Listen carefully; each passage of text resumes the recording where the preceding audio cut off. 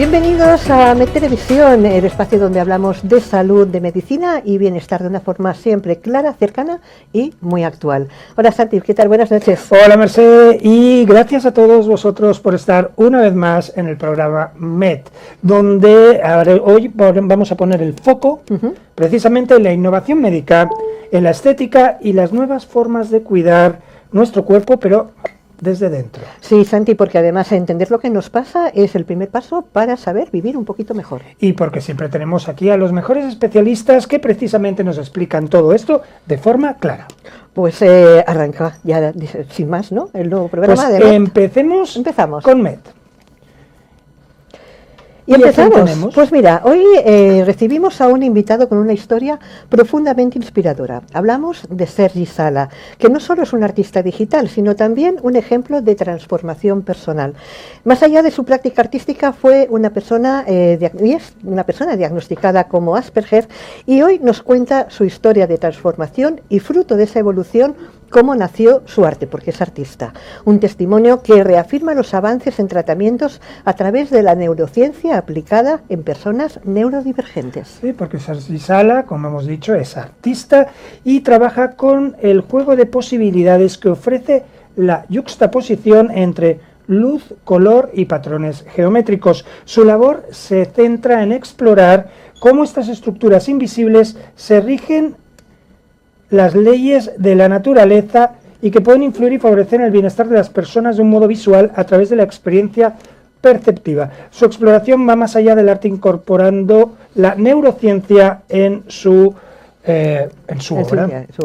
Bueno, pues bienvenido al programa, Sergi. Un placer de que estés aquí con nosotros. El placer es mío. Muchas gracias, Merced, Santi.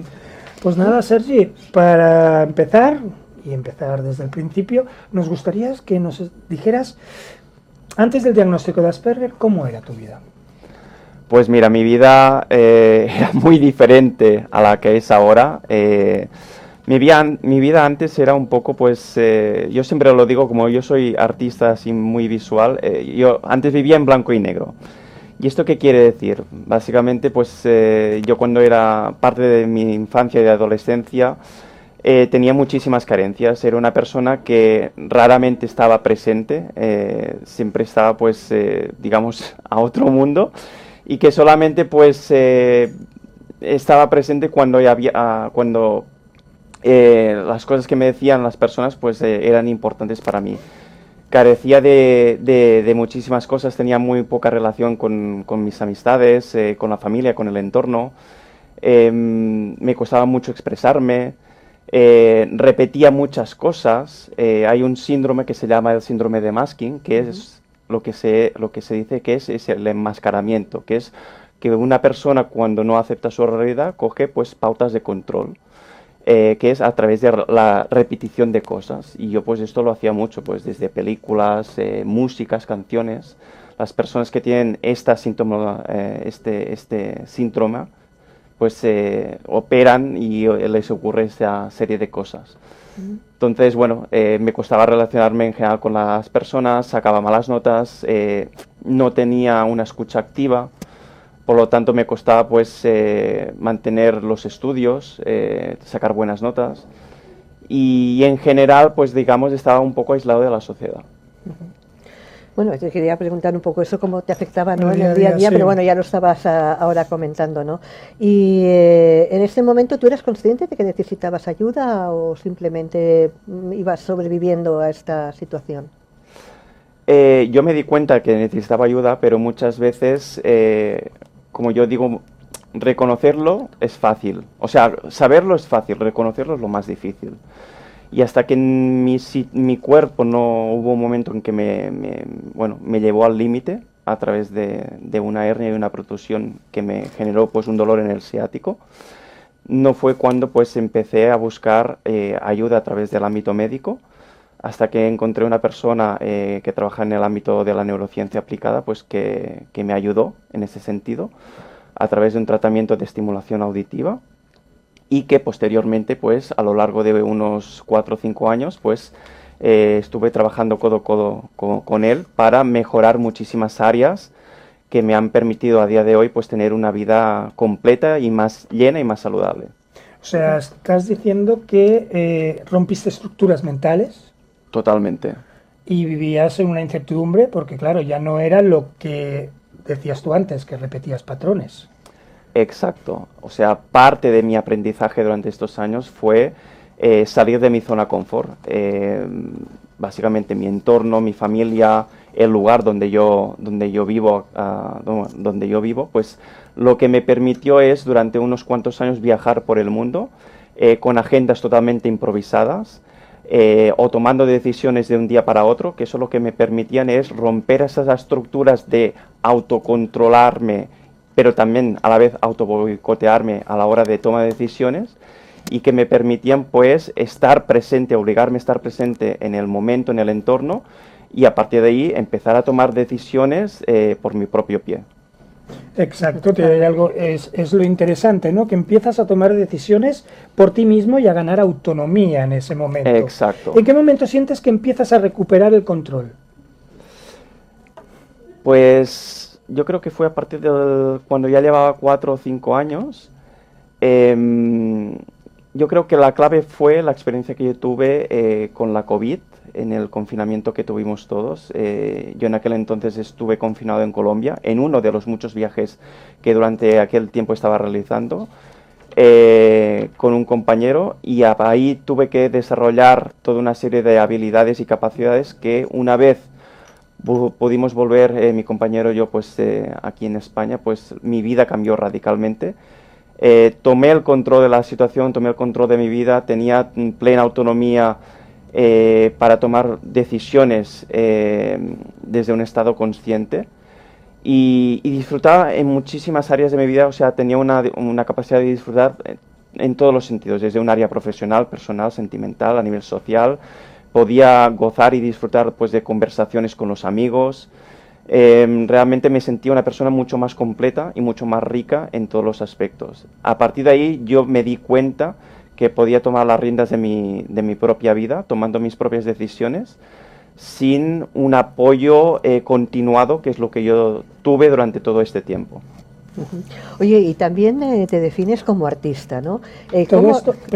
Todo esto vino, o sea, cuando cogiste las riendas de tu vida, fue cuando desarrollaste en lo que iba a comentar ella. Sí, la parte artística, ¿no? Sí, este descubrir un poco de mi arte, que realmente no es un descubrimiento, realmente lo que yo hacía, o sea, lo que estoy haciendo yo a nivel artístico a día de hoy, que podemos ver detrás tuyo. Exacto, yo ya lo hacía pues un poco parecido cuando era pequeño, pero durante la adolescencia y bueno, digamos que el entorno social en el cual vivía pues quebró o mitigó, bueno, perdí esta facultad de conectarme pues un poco con mi esencia interior y expresar pues esa parte de arte.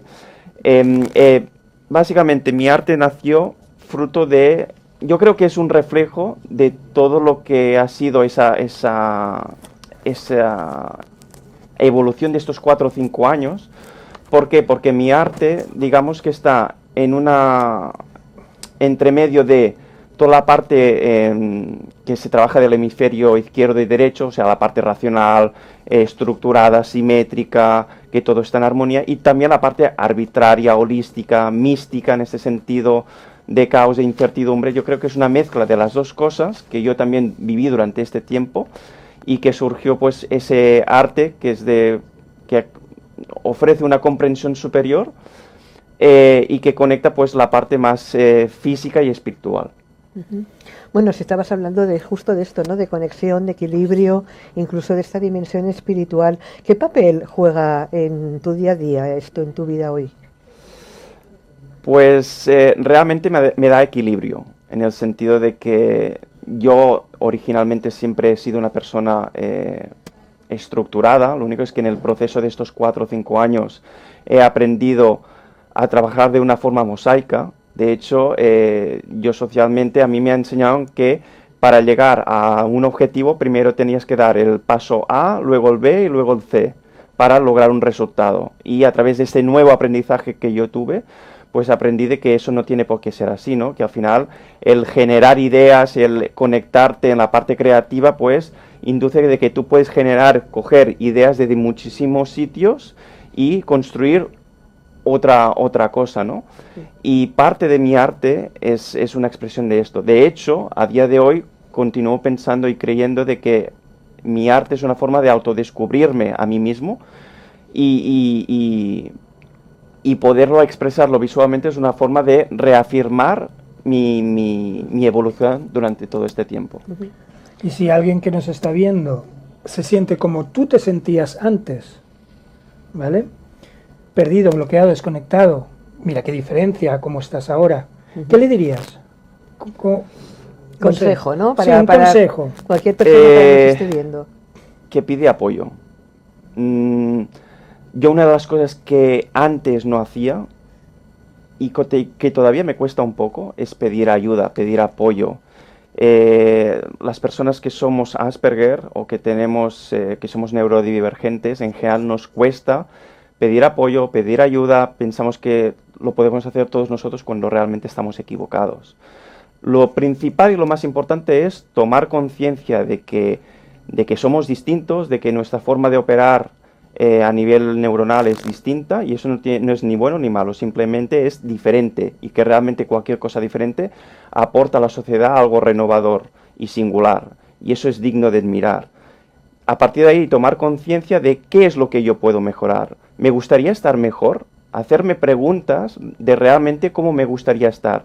Si realmente a día de hoy no tengo la vida que a mí me gustaría tener por una serie de carencias que quizá otras personas me pueden ofrecer o mejorar en ese sentido, la mejor opción yo creo que es pedir apoyo pues a un especialista o a personas de nuestro entorno que nos den ese punto de refuerzo hasta que nosotros nos sentimos totalmente fuertes y seguros de tomar nuestras propias decisiones. Oye, pues mira, la verdad es que me parece una historia magnífica, es una historia honesta, humana y realmente muy inspiradora para todas las personas que nos están viendo. Totalmente, o sea que ya pues sabéis, pedir ayuda, a ver, mirar cómo está ahora, de dónde parte. Se puede. Bueno, aquí tenemos este y además, ejemplo. artista, o sea que... quiero decir, sus obras son completamente distintas, pero también reflejan un aprendizaje y un mundo interior que, como él ha dicho, a veces, oye, ser diferente no quiere decir ser malo, al revés, no, sino aportar simplemente cosas diferente, nuevas, y es muy, muy importante. Oye, pues Sergi, de verdad un placer tenerte aquí en el programa. Gracias por venir aquí a el placer es mío. Y por compartir todos estos momentos y tu experiencia, por abrirte ¿no? a todos y explicar tu experiencia. Exacto. Muchísimas gracias. Gracias a vosotros. Bueno, y ahora, Santi, seguimos avanzando en este recorrido por la medicina actual y lo hacemos de la mano de una especialista de primer nivel y ya cara muy conocida, ¿no?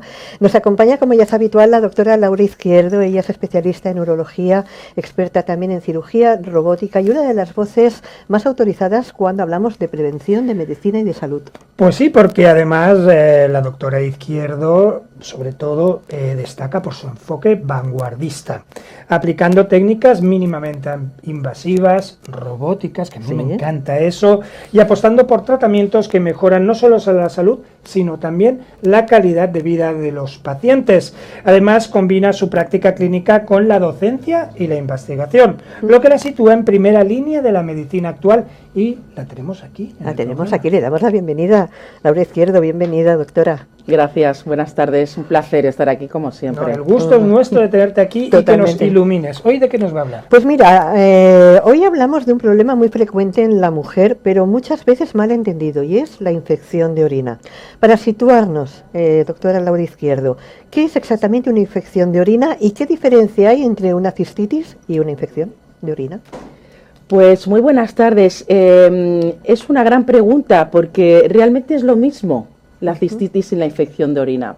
Y es una entidad que es de la que tenemos que visibilizar y de la que tenemos que hablar porque, fijaros, prácticamente la mitad de las mujeres vamos a tener alguna infección de orina a lo largo de nuestra vida. Y una de cada 3 mujeres va a tener una infección de orina por debajo de los 24 años. Es decir, que es algo muy frecuente No solamente en la mujer, también en el varón, pero sí que es verdad que especialmente en la mujer. Es el mismo, la definición realmente se solapa a lo que es cistitis con la infección de orina clásica, simple y sencilla. Los síntomas son los mismos. Los síntomas son los mismos, que es ardor, escozor, dolor, frecuencia miccional, puede también acompañarse de sangre en algunas ocasiones. Es lo mismo, estamos hablando de una infección localizada dentro de la vejiga. ¿Y por qué las mujeres tienen más predisposición? Pues hay una serie de factores de riesgo que nos hace pues, tener una predisposición mayor. Básicamente son las relaciones sexuales, el uso de espermicidas, nuestra anatomía, que tenemos una uretra más cortita, y también pues, hay un factor hormonal que es importante, especialmente en las mujeres en edad de posmenopausia. Oye, ¿y qué papel juega la bacteria Escherichia coli en estos casos? Pues mira, hay varias bacterias, pero sí que es verdad que la Escherichia coli es una de las bacterias más habituales, una de las más frecuentes responsables de la infección de orina. Pero bueno, no es la única, pero sí que es verdad que es una de las bacterias principales. ¿Y en qué caso debemos preocuparnos más? ¿Qué señales indican que la infección puede complicarse y atacar al riñón, subir para arriba? Mira, Santi, es una pregunta muy interesante porque muchas veces no estamos acostumbradas las mujeres en algún momento a tener alguna infección y como que yo creo que no sé si le damos la importancia que la tiene, pero la tiene. ¿Por qué? Porque una infección localizada, si la dejamos evolucionar, puede pasar efectivamente al riñón, puede subir por la vía urinaria. ¿Cuándo ocurre eso? Pues cuando aparece fiebres 38 o más grados de temperatura, cuando tenemos una repercusión a nivel general, hipotensión, taquicardia, todos esos signos son de alarma y nos tienen que hacer pensar pues que ya no estamos ante una infección sencilla, simple, no complicada de orina, sino que ha pasado a otro grado y puede perjudicarnos especialmente el riñón y puede incluso tener coste para nuestra vida. Es lo que se llama sepsis, que es la bacteria que entra en sangre y que eso puede tener un desenlace malo. Oye, y una cosa, cuando aparecen estos síntomas tan característicos de la infección de orina, que normalmente dices, uy, pues tengo fiebre, o tengo esta irritación, o orino sangre al final, ¿no? Y dices, y ahora lo estás identificando, pero sin consultar previamente a un médico. ¿Es correcto automedicarse? Aquello que dices, uy, esta es una infección de orina, me voy a tomar lo que ya me han tomado antes y me lo voy a tomar. ¿O siempre es necesario confirmar ese diagnóstico con unas pruebas médicas? Es muy buena pregunta, porque esto es lo que habitualmente, yo lo digo porque en la consulta pues es mi día a día, es lo que habitualmente hacemos. Como yo ya tuve una infección, pues ahora yo me tomo un antibiótico y ya está. Hay que ir al urólogo porque hay que hacer una serie de pruebas. No es lo mismo una infección aislada que se resuelve con antibiótico, no es lo mismo eso que tener infecciones de repetición, porque eso ya requiere un estudio, requiere ver si hay alguna causa subyacente y esta es motivo de tener que ir al urólogo. ¿De acuerdo? Sí, totalmente. Pero sí, perdón, no debemos de automedicarnos. No. Lo que deberíamos de hacer es, lo primero es un cultivo de orina que nos confirme cuál es la bacteria de cara a pues programar un tratamiento adecuado. Y la resistencia a los antibióticos, que actualmente es algo más común, ¿está afectando precisamente a este tipo de infecciones? Sí, no solamente a las de orina, sino a todas. Y de hecho hay unas recomendaciones, hay unas guías que nos dicen cuáles son los antibióticos que tenemos que dar en primera línea. ¿De acuerdo? ¿Por qué? Porque el uso expansivo de antibioticoterapia lo que ha hecho es generar resistencias, ¿de acuerdo? Pues a todos los niveles y especialmente en la infección de orina. Habitualmente en una infección de orina simple lo que se recomienda es una pauta corta de antibiótico. Cuando digo corta, es hasta los 7 días, de 3 a 7 días, en función de edad, en función de patógeno, de bacteria, en función de una serie de características. Pero normalmente es una infección que debemos de tratar y con una pauta corta de antibiótico y resolverla. Oye, y se habla como de muchos mitos, ¿no? Se habla de los remedios como el arándano rojo o los probióticos. ¿Tienen realmente una evidencia científica o son más un mito que una verdad en este caso? Pues mira, hay mucha literatura al respecto, pero son una serie de trabajos, pues digamos, con una calidad que de alguna manera no son los típicos ensayos clínicos randomizados, que en algunas sustancias las hay, pero en general hay una serie de productos que ayudan a prevenir. Eso sí que es verdad. El arándano rojo sí que se recomienda. Todo esto con un nivel de evidencia, pues de alguna manera limitado, pero sí que yo siempre digo lo mismo, ¿no? Mucho que ganar, nada que perder, es algo natural, ¿no? No cuesta nada tomarlo, puedes tomar en zumo, en cualquier presentación nos puede ayudar. Hay más cosas, los probióticos también, hay una serie también de hierbas, hay las vacunas también, desde hace tiempo ya venimos empleando pues una serie de vacunas contra la infección de orina, que se fabrican a partir de tu orina, de tu propia orina, de tu propio patógeno, de tu orina, que también ayudan. Está más enfocado a ese tipo de infección recurrente, pero todo esto son, bueno, productos que van saliendo y que nos pueden ayudar, y que la recomendación, pues yo a veces lo hago, ¿no? Si es la primera vez que tienes una infección de orina, pues quizás no te haga falta, pero sí que en infecciones recurrentes vale la pena ensayarlo. Vale, perfecto. ¿Y cuáles son las medidas preventivas realmente eficaces para evitar infecciones de orina? ¿Qué debemos hacer para no tener esa infección de orina recurrente?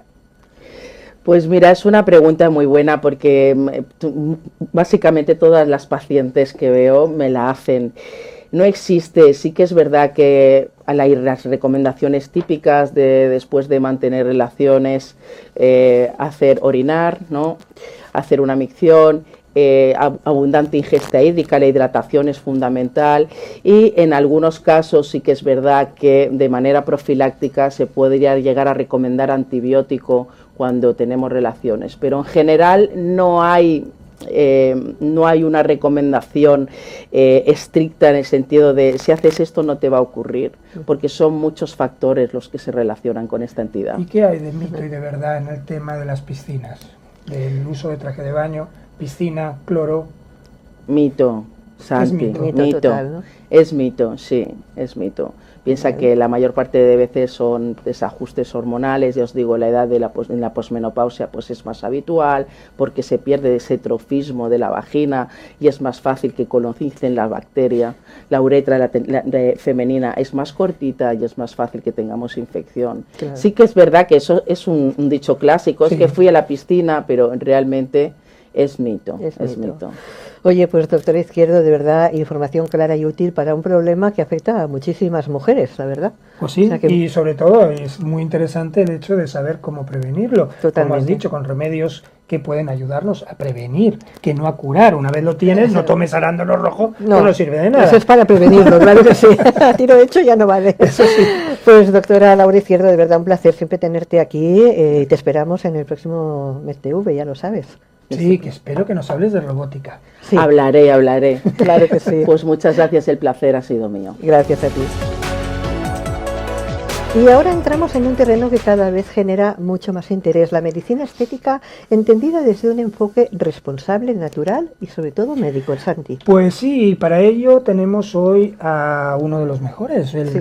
gran doctor José Sarriá, cirujano plástico y estético en el Hospital Quirón El Pilar de Barcelona, que nos ayudará a entender cómo han evolucionado los tratamientos y hacia dónde se dirige precisamente este sector.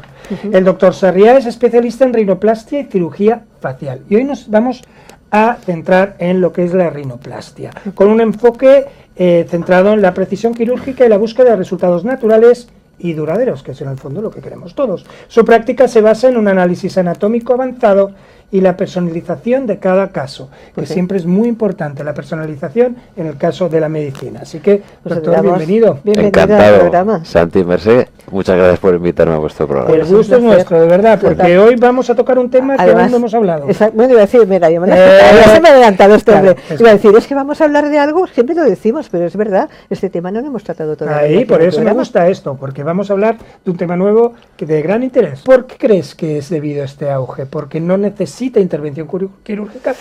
Exacto, o sea, al final una rinomodelación consiste en una infiltración de un material que habitualmente es ácido hialurónico y ha ganado muchísima popularidad pues porque es un procedimiento que es rápido, que es inmediato y que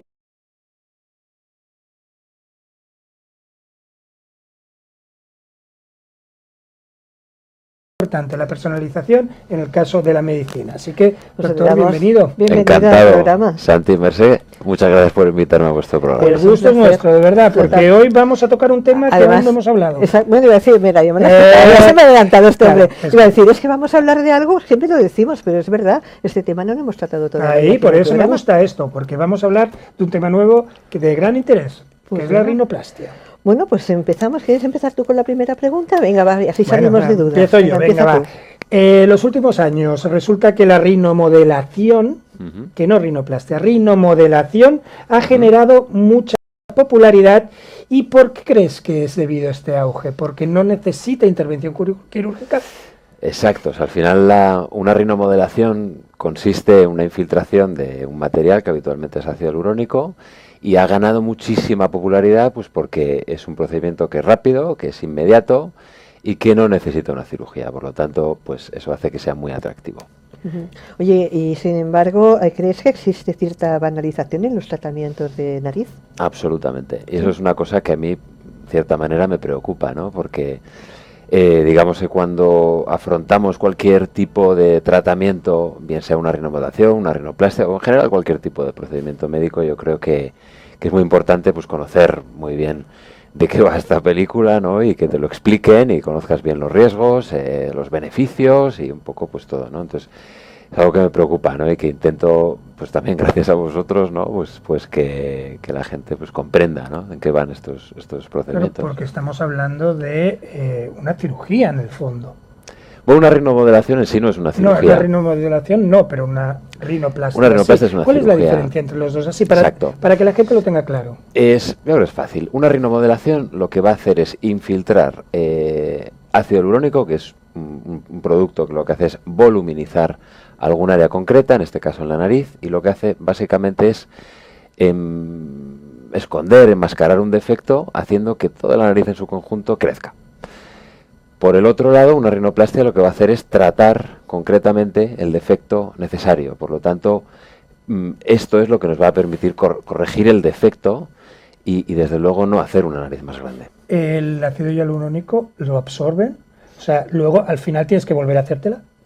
Sí, o sea, el ácido hialurónico es un producto reabsorbible, pero sí que es verdad, y esto me lo encuentro yo en el día a día, que cuando realizo una rinoplastia me encuentro restos de material, incluso habiendo pasado más de un año, incluso habiéndose hecho tratamientos con hialuronidasa, ¿no? Y evidentemente esto pues son signos de que es un fármaco que en realidad está introduciendo ciertos cambios a nivel anatómico.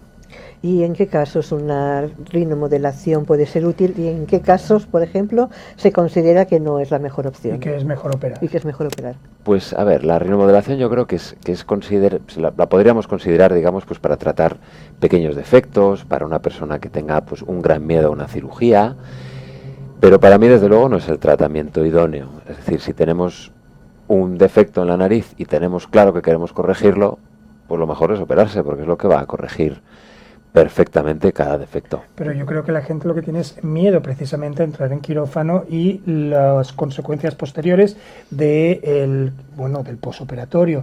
¿Es una operación sencilla o es complicada de cara al médico, ¿vale? Vale. Lo que hacéis vosotros. Exacto. Es una cirugía que es compleja para el cirujano. Es decir, hoy en día los cirujanos de rinoplastia estamos muy especializados en esto.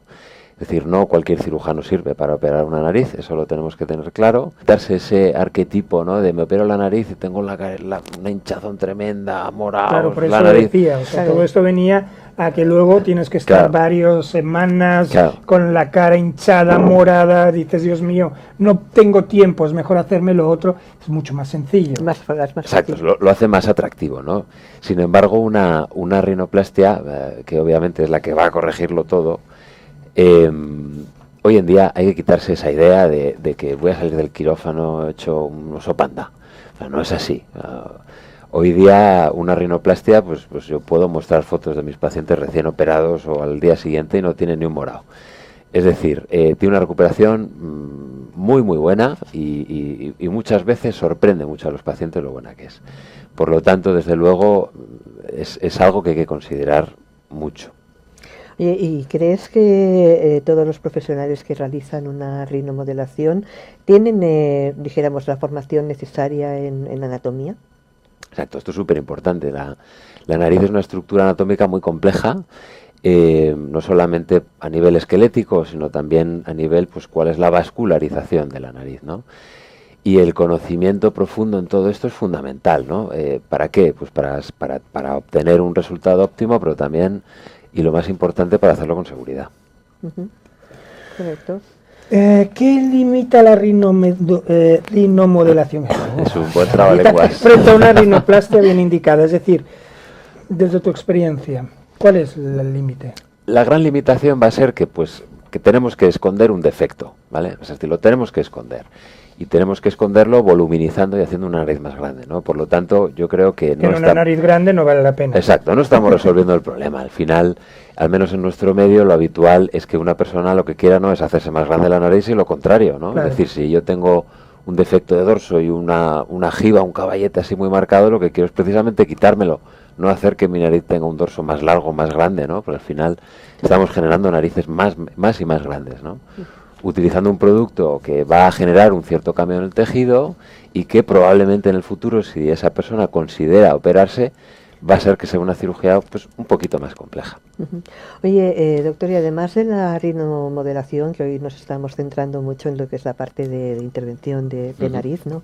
Además realizas distintos procedimientos de cirugía estética, que tienes clínica propia. ¿Qué tipo de tratamientos y cirugías ofreces habitualmente en tu clínica? Bueno, la verdad es que yo estoy muy centrado en cirugía de la nariz y muy concretamente en una técnica que se llama rinoplastia de preservación y me especializo muchísimo en el área de la nariz. Como he dicho, a nivel facial, muchísima cirugía de párpados, cirugía de rejuvenecimiento facial y muchísima cirugía mamaria, aumento de pecho y bueno, todas las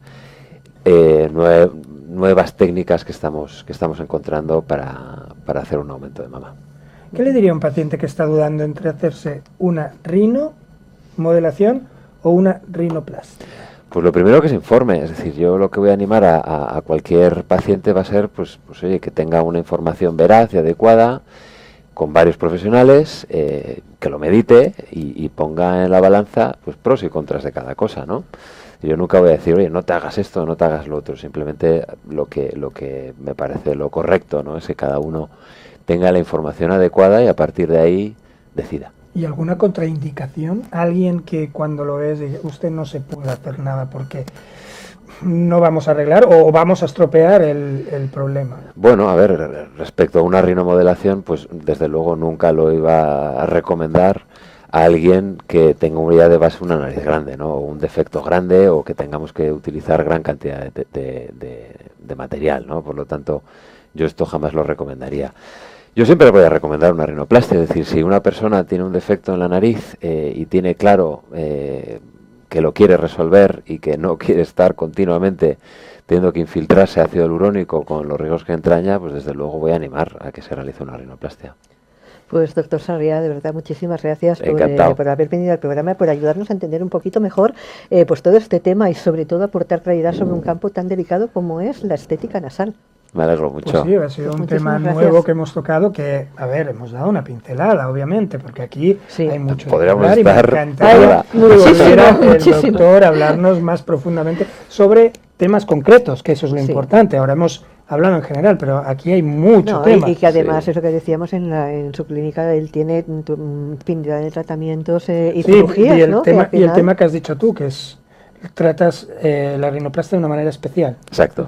Eso también tiene que ver. Eso es importante. ¿eh? Cuando queráis, os cojo el guante. Genial. Perfecto, muchísimas gracias. Gracias, doctor.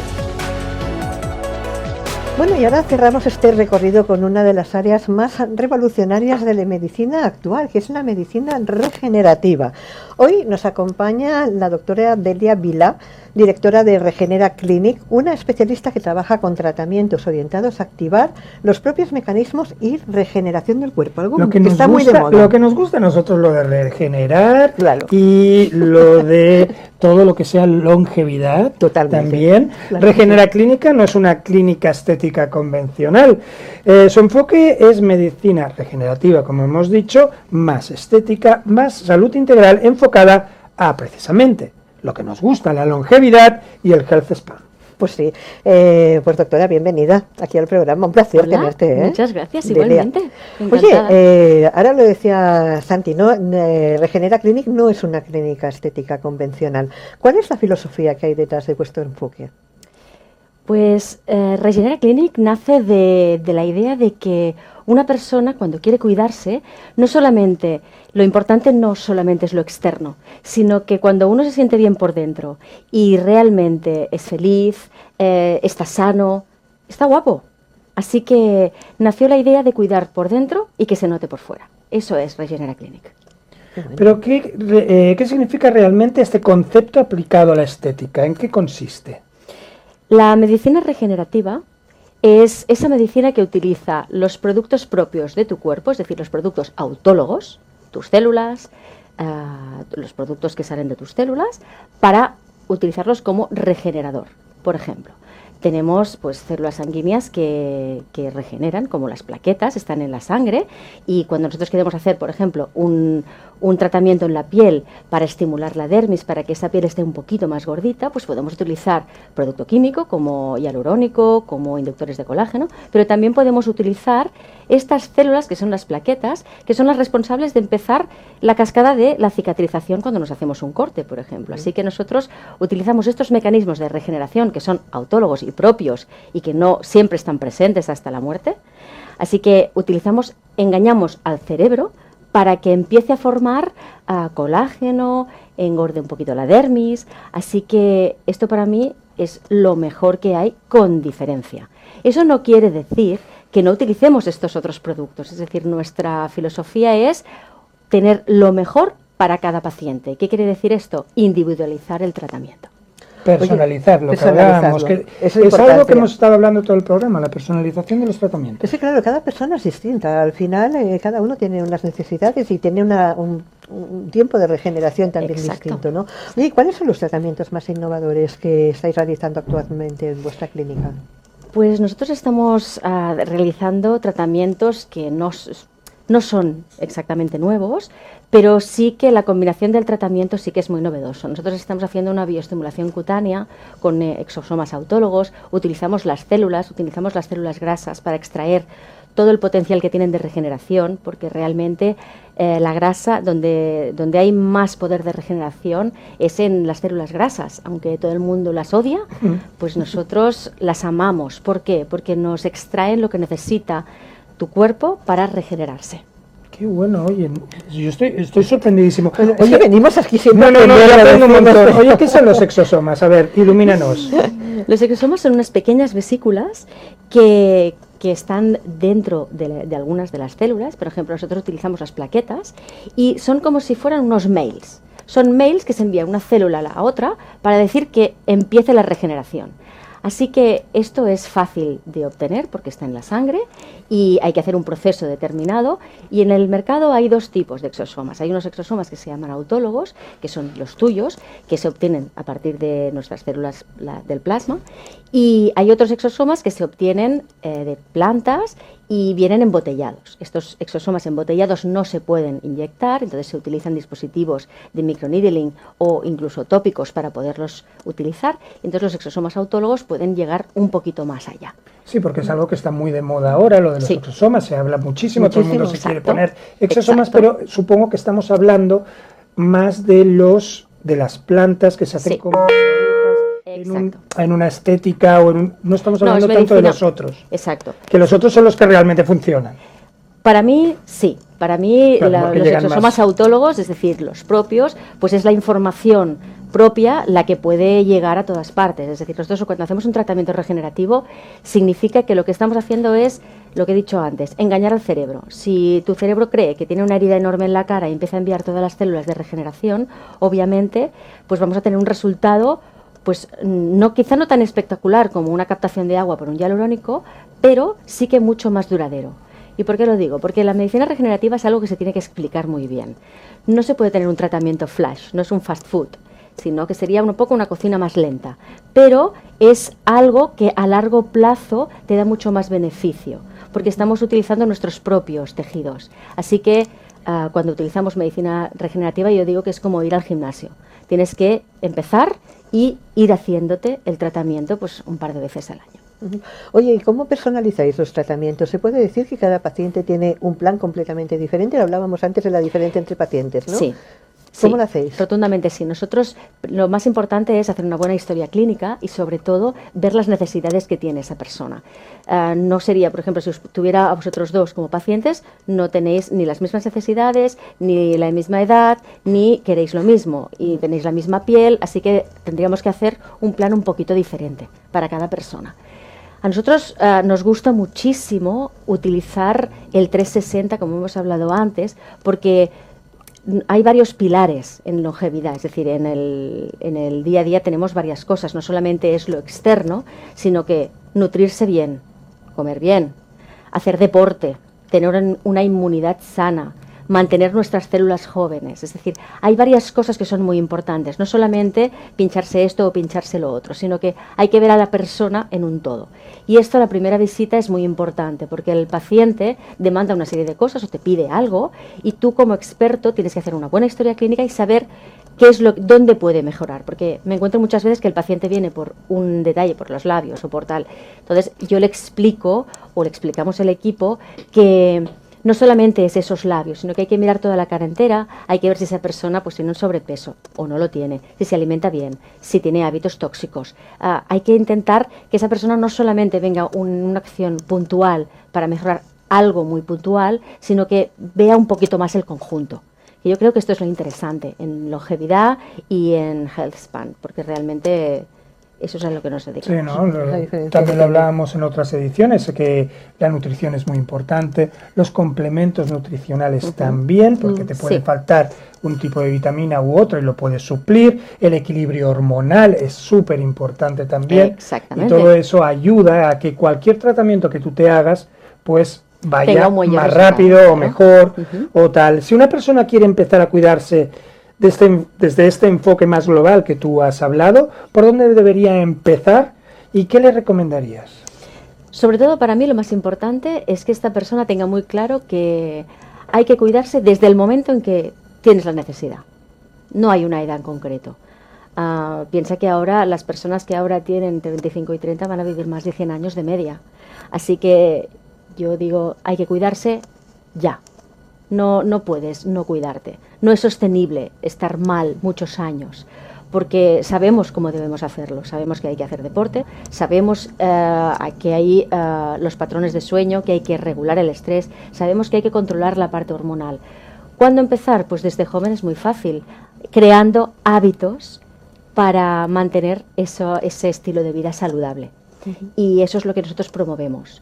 ¿Es tarde empezar? No, nunca es tarde. Lo del patrón de sueño es importantísimo. Importantísimo. Y es algo que tenemos que hablar en un programa próximo, porque el sueño es algo de lo que padecemos todos. Nadie duerme lo que debe. No, ni las horas ni el descanso es básico para De luego... hecho, los programas de longevidad tenemos unos dispositivos para medir ese sueño, para medir los niveles de glucosa. Es decir, hacemos unos chequeos importantes para saber cómo esa persona está reaccionando, qué metabolismo tiene, cómo funciona. Entonces, si tienes esos datos y los puedes medir, puedes saber qué necesita y qué puede hacer para mejorarlo, porque eso es muy importante. Porque dormir poco hace que quemes más. Dormir poco hace que tu cerebro no descanse. Entonces, esto no es que gastes más, es que no reparas. Vale. Y entonces esto es mucho más perjudicial de lo que podemos llegar a imaginarnos. Oye, y para todos los espectadores que nos están viendo y que quieran hacer estos tratamientos regenerativos, ¿dónde se encuentra tu clínica y cómo pueden contactar contigo? Pues nosotros estamos en Jardinets de Gracia, en la parte alta de Paseo de Gracia, se llama Regenera Clinic, en el 118, segunda planta, así que ahí os esperamos. Tenemos todo lo que se necesita para cuidarse y para mantenerse saludable, tanto O por sea, que fuera como podemos por dentro. decir que el futuro de la estética no es rellenar, sino regenerar. Exactamente. Porque, como has dicho tú, vamos a vivir más años, por lo tanto, Sí. de nada sirve hacer parches. De nada sirve hacer parches. Totalmente. De hecho, ahora se habla más de health span que de longevidad. Es decir, no pretendemos vivir muchos más años, Sino mejor. sino los años que te toque vivir, vivirlos con una gran calidad de vida. Porque para mí eso es lo importante. Vivirlos bien, no llegar a mayor durante muchos años y estar pues con dolores articulares, con enfermedades crónicas, con un montón de medicación. Hay mucha de esa parte que se puede evitar. De hecho, ahora la longevidad está en auge y se están haciendo muchísimos estudios y va a avanzar mucho este campo. Pues doctora Delia Vilá, de verdad, un placer tenerte aquí. Nos hemos quedado con una infinidad de preguntas Pues para sí, poder claro, hacerte, porque es que no hemos porque hablado tocamos casi de muchos nada, temas. o sea, hemos dicho lo que pueden hacer, pero ¿cómo lo vamos a hacer? Bueno. Eso nos lo tienes que venir a Tienes que explicar venir. otro día. Claro que sí, cuando Oye, queráis. Pues un placer, muchísimas gracias. Gracias a vosotros. Bueno, pues Santi, estamos llegando ya al final del programa. Hoy en Metelevisión hemos hecho un recorrido por la medicina del presente y también de la del futuro.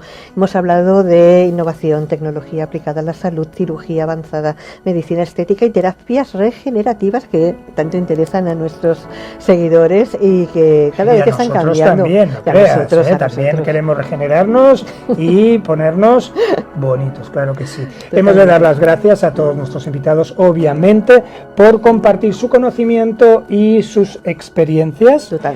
que sin ellos pues no aprenderíamos tanto, porque yo la verdad es que aprendo muchísimo en cada programa y entender sobre todo hacia dónde va la medicina. La medicina. Pues os esperamos en el próximo Metelevisión.